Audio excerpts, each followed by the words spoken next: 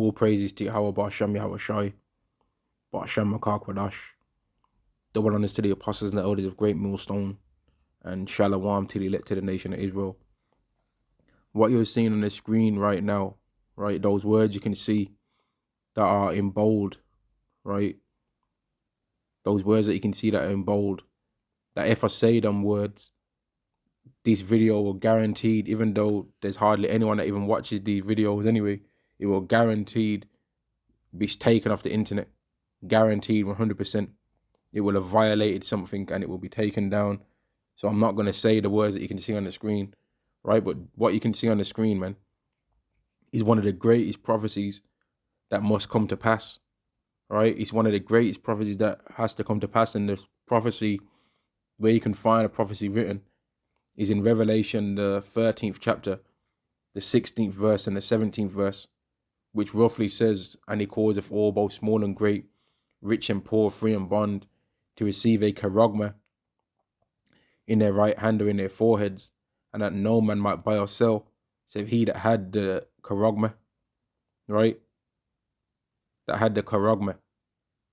This is one of the greatest prophecies that has to come to pass, because this is gonna get rid of all people's pride. It's gonna get rid of all people's spirit of fake rebellion, right? Because a lot of these red pill guys, right, they try and talk all these tough guy talk, and about how they're against this world and all that, and about how they're red pilled, and about how they can see the world for what it really is. But really, they've found themselves a nice little location in the world that they can seem like they're rebellious when they're not really, man.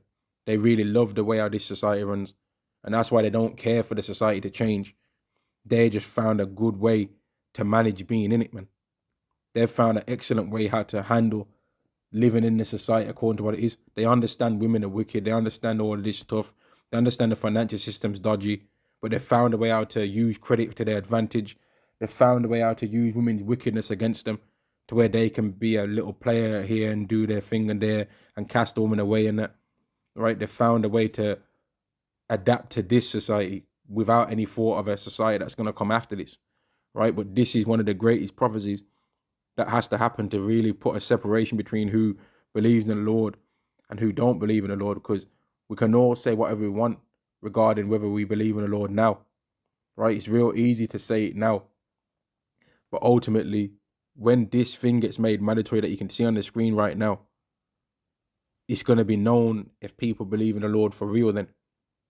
And who knows, maybe this could still get taken down off the screen. I don't know, man, but we're soon gonna find out if this channel still exists after this goes up, because I've already had strikes put on this channel that's hardly even got anyone watching these videos anyway. I've already had strikes put on this channel and had other channels removed before for talking about this particular thing, man.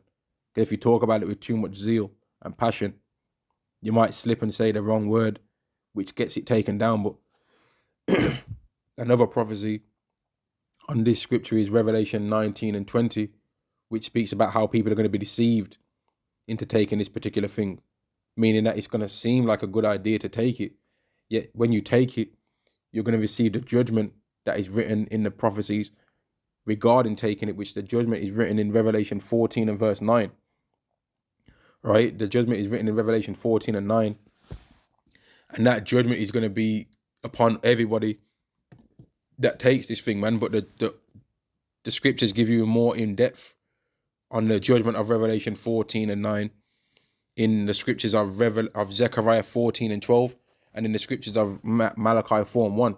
Malachi 4 and 1 says that behold, the day comes that shall burn as an oven, right? Zechariah 14 and 12 says that, and this shall be the plague wherewith the Lord will smite everyone that fought against Jerusalem. Their eyes shall consume away while they stand upon their feet. Their flesh shall consume away while they're standing, and their tongue's going to consume away in their mouth, man. That's the specifics of what's going to be happening if you receive that judgment from Revelation 14 and 9. Also, Revelation, the 18th chapter, the destruction of Babylon. This prophecy has to take place regarding this particular thing that you can see on the screen. That particular prophecy of people either taking it or not taking it, right? It has to get made mandatory for the whole world, and people have to either deny it or accept it. Those that are going to deny it are going to deny it, and those are the ones that belong to the Lord, to Yahweh. And those that are going to take it are going to take it. And those are the ones that don't belong to the Lord Yahweh. But this is the greatest prophecy really that has to happen before the coming of Yahawashi to the earth. Because the destruction from people that have took this is what's going to cause for Yahawashi to come to the earth. Because there's a lot of people that are in America of the elect of the nation of Israel that he wants to save, because he doesn't want them to taste of those flames, right? So when this destruction that these people that have took this deserve comes upon that particular land that is going to be destroyed off the face of the earth, Yahawashi is going to come and gather the elect from that land, right? But as he's coming to gather the elect from that land, he's also going to be saving those of the elect of the nation of Israel that live within that particular land. So this is one of the greatest prophecies that has to take place before the day of the Lord comes to the earth, right? It's one of the greatest prophecies, man. And Matthew 24 speaks on how people are going to see the destruction, and then shall appear the sign of the Son of Man from the clouds of heaven, coming with power and great glory. And he shall send his angels with a great sound of a trumpet, that are going to gather together his elect from the four corners, man. But yeah, I thought I'd just do a quick lesson on this particular topic, man, because it's one of the greatest prophecies that's going to prove who believes in the Bible more too, who it's going to prove also who was really talking the truth on the Bible, man.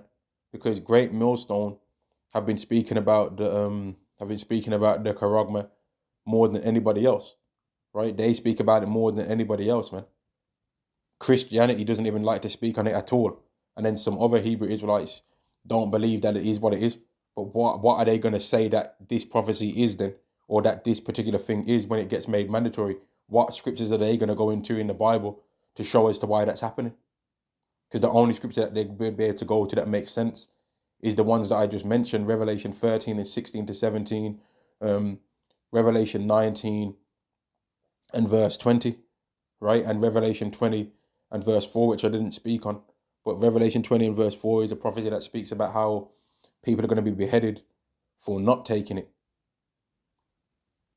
But the point of the lesson was that one of the greatest prophecies that has to come to pass is this particular thing that you can see on the screen being made mandatory for everybody on the earth, the owner of a company and the employee, right? The normal everyday civilian and the celebrity, the great of the world and the low of the world, the rich of the world and the poor of the world, everybody, right? And that's why you can see all the things that are taking place on the earth are slowly going towards more and more money that you can't see, to the point where the money becomes you, which would be the plan, and can be turned on or off and instantly changed to say that, oh, today you had a lot of money and tomorrow you don't. And that's why you've seen what's happened with Kanye West, with how he went from being a billionaire to now being worth 400 million or whatever. And he just instantly gets a bill, which is pretty much like a fine for opening his mouth about the world's policies that's going on, man.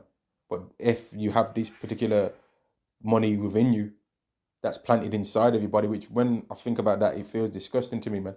They're actually seeing the procedure take place. When you see it, it feels disgusting, man. It seems disgusting.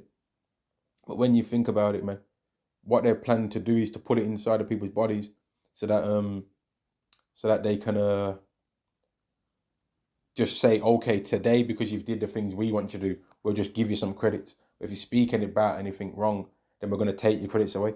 And that's what they want to be able to do to people, man. But I'm going to end the lesson there anyway. All praises to Yahweh Bashem, Yahawashi, Bashem Rakar Kadash. Double honors to the apostles and the elders of Great Millstone, and Shalom to the elect to the nation of Israel. Shalom.